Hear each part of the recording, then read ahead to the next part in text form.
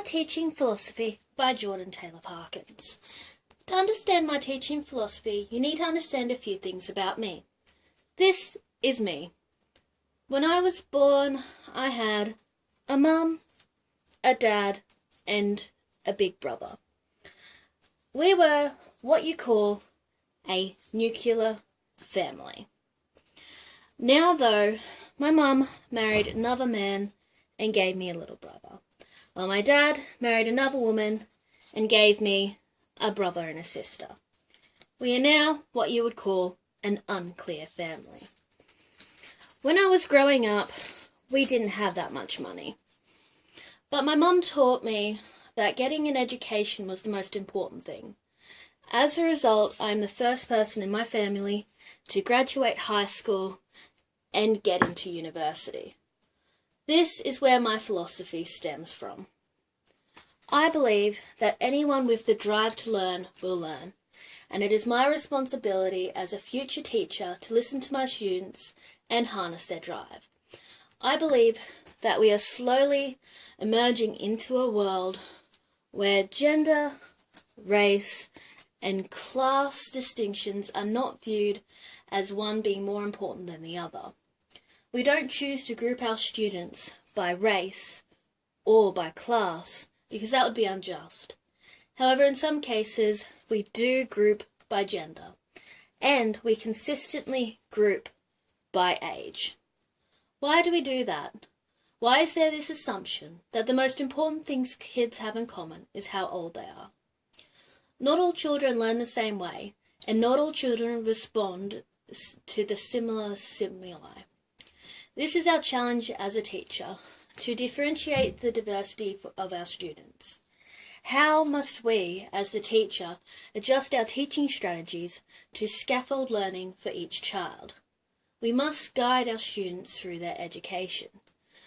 We cannot be in the world where we want to only provide such education as would enable the students to earn more.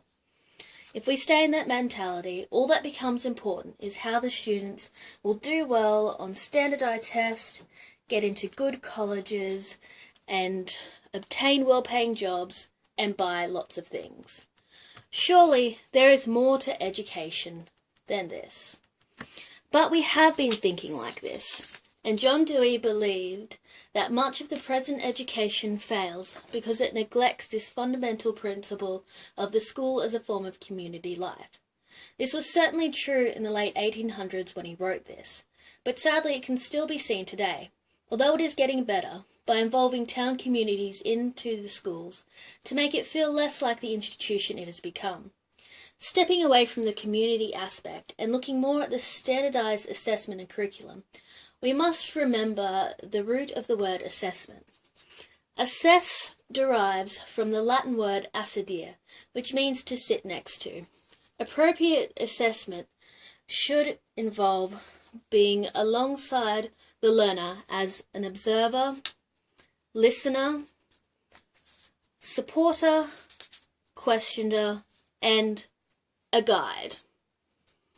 Of course, this can only be achieved through differentiating the pedagogy. We must remember to step with care and great tact, and remember that life's a great balancing act.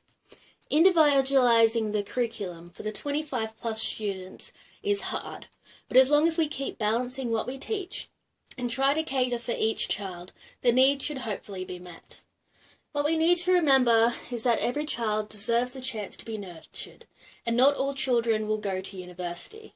We need to allow the child the choice by introducing them to both transformative and traditional texts, showing them that some people become doctors while some get a trade, and that all professions are worthy.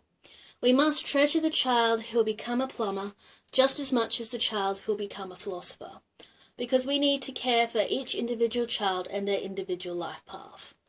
However, those who care about others in the justice sense must keep in mind that the objective is to ensure that caring actually happens. When we choose to become a teacher, we choose to become a huge part of our students' lives. We need to care for our students and provide them with the tools they need to pursue the life they are passionate about. I will help push the boundaries of learning, move the mountain of education, and make an impact. For every day, I'll remember, today is your day. Your mountain is waiting, so get on your way.